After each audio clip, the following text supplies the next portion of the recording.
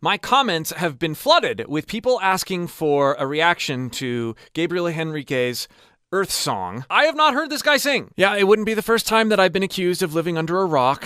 I do know that he was on America's Got Talent, and I saw that there was a video that had millions of views, but I didn't watch that one either. So this is my first experience, and it just so happens to be a Michael Jackson cover, which is amazing because if you've been following my channel at all, you know that I've done tons, dozens of isolated vocal and multi-track breakdowns of a lot of my favorite Michael Jackson songs. Well, let's just dive right in, shall we?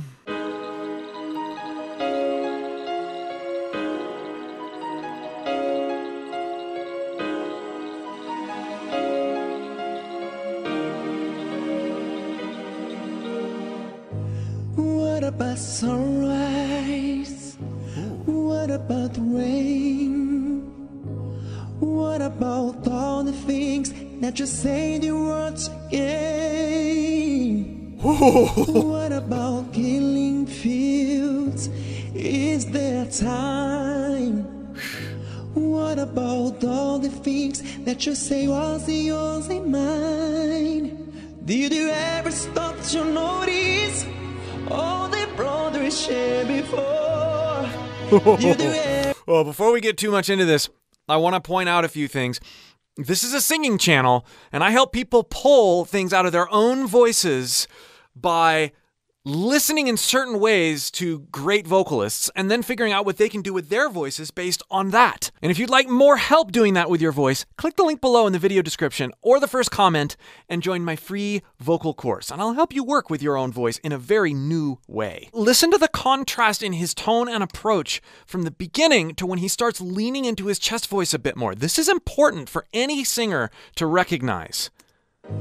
What about sunrise? What about the rain? What about sunrise?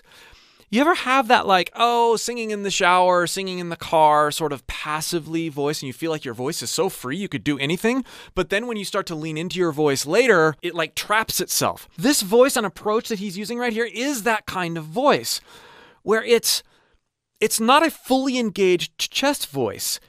He's playing with that border between the chest voice and the head voice, but because he's not using very much breath pressure, you could classify this as partly in chest voice and partly in head voice.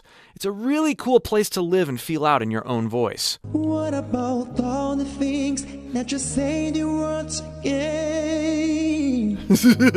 But you can hear when he hits that note and then goes for the run, he's more engaged. He pushes into his chest voice, and then he does a much more complex run than that, but he does it by backing off the breath pressure, not by leaning in further as he tries to gain agility. Lots of singers reverse this and it trips them up. What about killing fields? Is there time? What about all the things that you say was yours and mine? Did you ever stop to notice all the brothers shared before? Now he's doing another thing that all great vocalists do. Before. He's sighing in to a heavily engaged chest voice note. This allows for an extra freedom when it comes to pushing into your voice. If you just go, a lot of times we end up sounding like a trapped megaphone or a very monotone type sound. But if you have this freedom to sort of goofily sigh into particular parts of your voice, you can actually get a freer, more variety-oriented tone out of it. All the brothers shared before. Subtle. You do ever stop to notice this quiet, this even shines.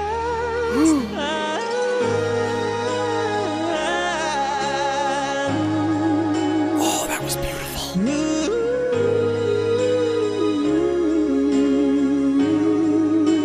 Oh, yeah.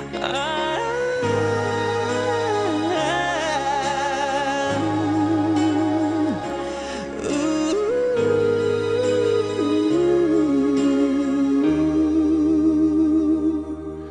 Now there, that whole section very definitively going between chest voice and head voice, not because he needs to. This is another thing that great vocalists do that subpar vocalists do not do. Subpar vocalists tend to use head voice as a way to cover notes that they just can't quite reach in chest voice or mixed voice. He is willfully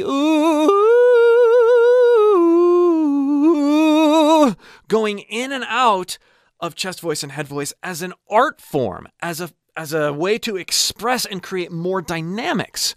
He doesn't have to use his head voice. He's choosing to.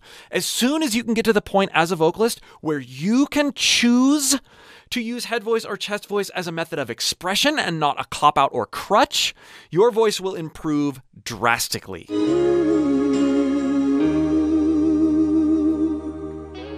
I used to dream, I used to place beyond the stars. Now I don't know where we are. I know, drifting far.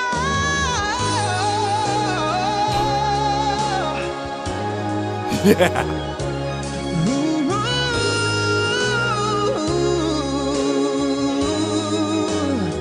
Oh.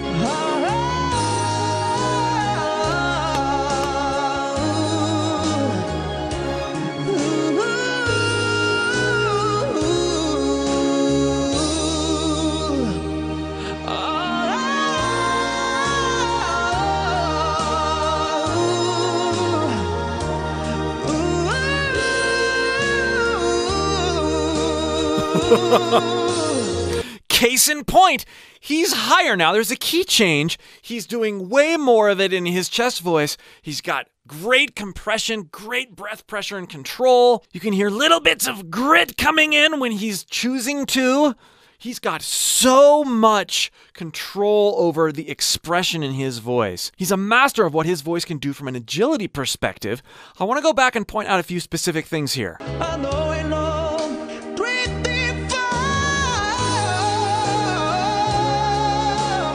He's giving some things away with his hand. Let's watch that section one more time.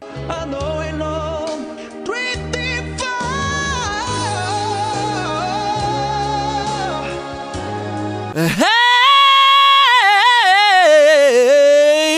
His voice is being led by his body language. How he extends his hand out like that as he's holding that note and then sort of recoils as he goes down that run. I say all the time that the body follows the mind, which follows the body, which follows the mind. It's this endless cycle when it comes to singing. And if we are overly concerned with what our body's doing while we're singing, we will give in to unconscious tension, which will trap our voice. If we are so concerned about what our voice is doing, whether we're hitting the right notes or the right pitches, whatever, if we're too concerned with that, we will also trap our voice.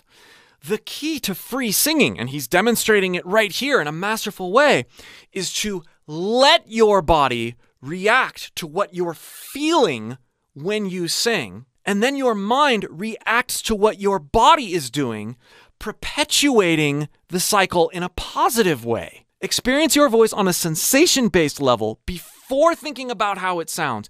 Let your body react to that sensation, and then let your mind react to the freedom that your body is experiencing, and the sound will dial itself in. I've seen this happen over and over again, and you hear it happening, you see it happening over and over again here with Gabriel.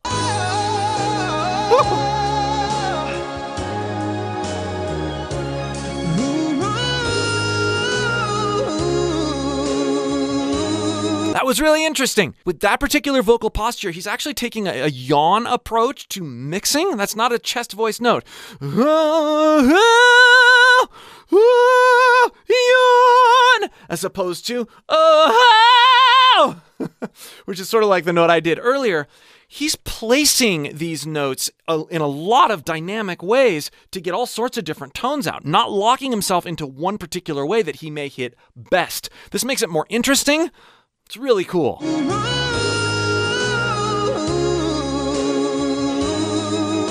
then listen here. we had, ah, and then we had, ah, right? Totally different placements, same note.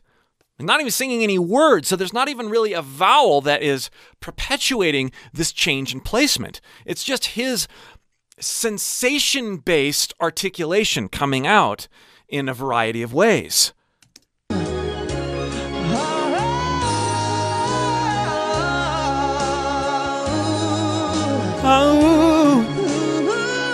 It's cool, that little subtle run at the very end there.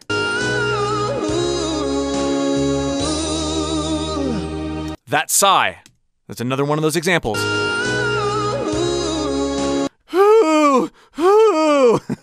Don't, if you're trying to learn from this experience, try to do exactly what he's doing. Don't try to hit the notes that Gabriel's hitting. Simply take the concept and put it in your own voice over whatever note, just like I'm doing, and don't be concerned about sounding stupid. I am not concerned about sounding stupid. You have to sound stupid while you're picking things up from other vocalists that sound great. If you try to pick things up from other vocalists that sound great and then immediately judge yourself for sounding stupid because you're trying to sing what they're singing, you'll never get anywhere. You have to start with this gotta suck mentality, and then over time, with an open mind, things will come. Yes.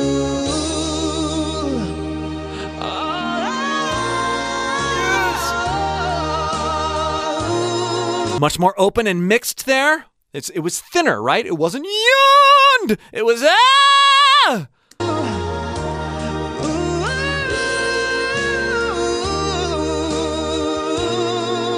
That was placed a little more like the yawn.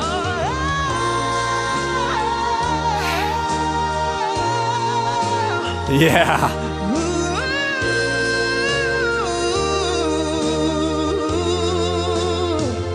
Do you hear how he's going back and forth between that yawned approach and that more brash forward approach? Ooh, ah, ooh, ah. His larynx is floating too. You can hear that in his approach. How many times have you heard, oh, your larynx should be here. Don't let your larynx raise. Let your larynx float. Don't even pay attention to whether it's high or low. Pay attention to the types of placements you're using and how variety-oriented and full you can be there. And let your larynx do whatever.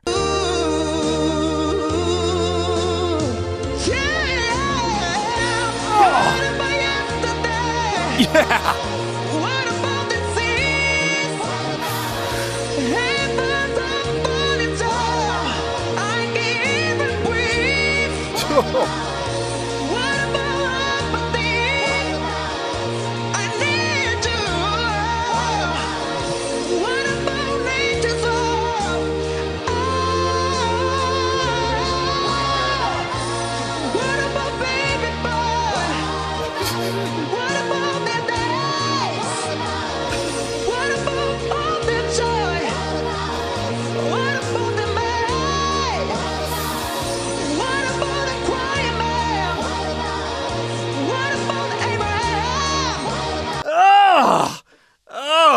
You can hear all the things I was talking about, the dynamic placement, the way he's using his airflow, the way he's using his different registers coming into play here for ultimate freedom and power. He's using a mixed voice here that is highly honed and refined. A highly honed and refined mixed voice, and the agility that comes with what he's doing here comes from being willing to be free, non-judgmental, and experimental with your voice. Experimenting with all sorts of different characteristics without thinking about which ones sound good or sound bad, but instead leaning into how things feel. You can tell he's feeling everything he does, and that's what we relate to. It's also what, over time, creates a fantastic sounding voice.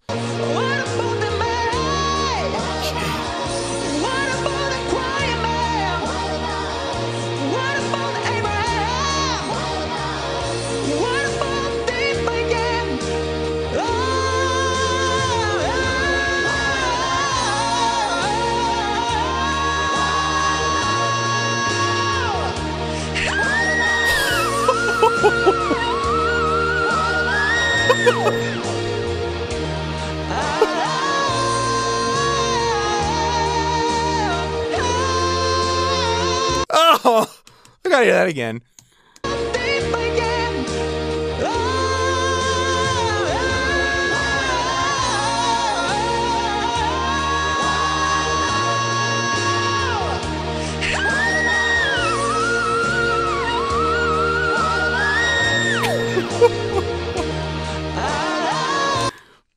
Oh.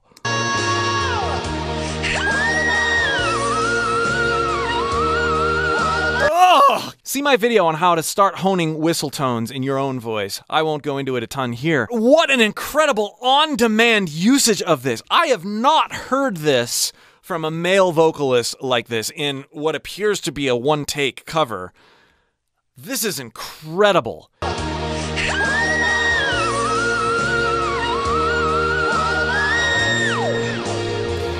Whistle tones aren't coming from your primary chords. Lots of times they're coming from a constriction that is up higher in the throat, similar to the constrictions that harsh vocalists or extreme vocalists will use, which is why a lot of people can't find it. More on that in my video on whistle tones.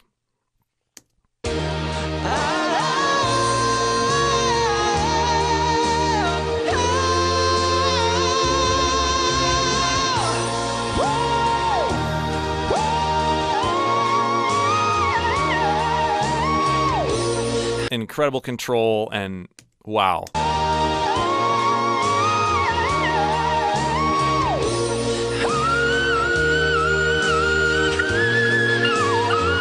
Oh! Okay.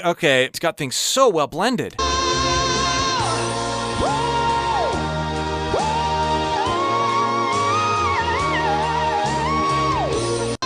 low.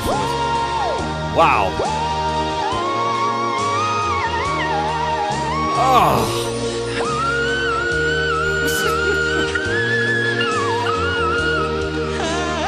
And to have that kind of agility. Oh, there's even this release, this sort of sigh within the whistle tone exhale. He has an H in there. What?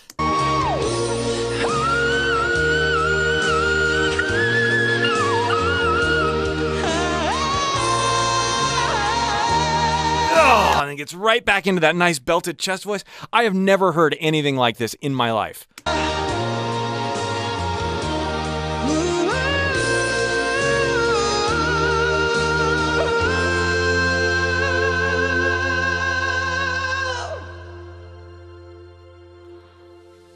Oh. If you are free and non-judgmental with your practicing, will you be as good as Gabriel? No. But there's so much that we can take away from watching his persona here and from listening to the results. He is so incredibly free, not because he is good. He is good, he is exceptional, first and foremost, because he is free. If you take nothing else away from this video from an encouragement or like inspirational standpoint for your own voice, take that bit of information away. That he is good, he is exceptional because he started by approaching his voice with a sense of freedom, not striving. Be sure to check out all of my Michael Jackson videos if you haven't already. I've left the playlist here on the screen. And again, if you'd like more help exploring your voice in a non-judgmental way and pulling things out of it you never thought possible, click the link below and join my free course. We'll see you for more.